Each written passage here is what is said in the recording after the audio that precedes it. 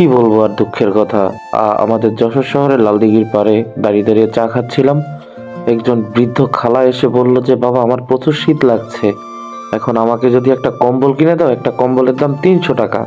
আসলে ভাই কি বলবো, দেখেন অর্থবিত্ত যাদের আছে তারা কিন্তু ইনাদের পাশে এসে দাঁড়ায় না। আর এই যে প্রচন্ড শীত, তারা কিন্তু অবশ্যই শীত ভোগ করছে। অবশ্যই আপনারা যদি একটু সুদৃষ্টি দেন তাদের প্রতি, তাহলে কিন্তু খুবই ভালো হয়।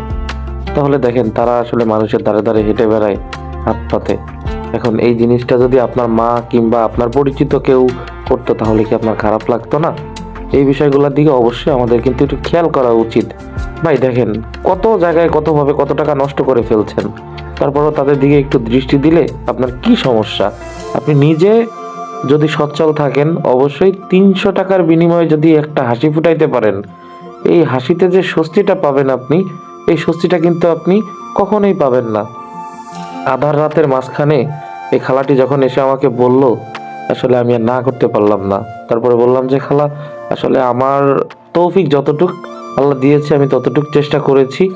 এখন আপনি খুশি তো? সে বলল যে, বাবা আমি অনেক খুশি হয়েছি। আর তোমার কাকা বৃদ্ধ মানুষ, বাসায় অসুস্থ, এখন দুইজনে দেখা যাচ্ছে যে একটু ভাগায় জোগায় গায়ে দিতে পারবো।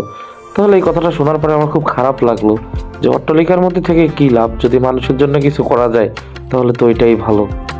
এখন প্রত্যেকটা মানুষের সমস্যা আসলে কারোর কেউ বলতে পারে, কেউ বলতে পারে না। এগুলো অবশ্যই কিন্তু আমাদের দেখা উচিত। তাই বলবো, যারা এমন মানুষ দেখবেন অবশ্যই তারা সাপোর্ট করবেন। আমার হাজার হাজার রিকোয়েস্ট থাকবে যে আপনারা তাদেরকে একটু হেল্প করবেন। খুব প্রশান্তির একটা হাসি দিয়ে কিন্তু আমার সামনে থেকে চলে গেল।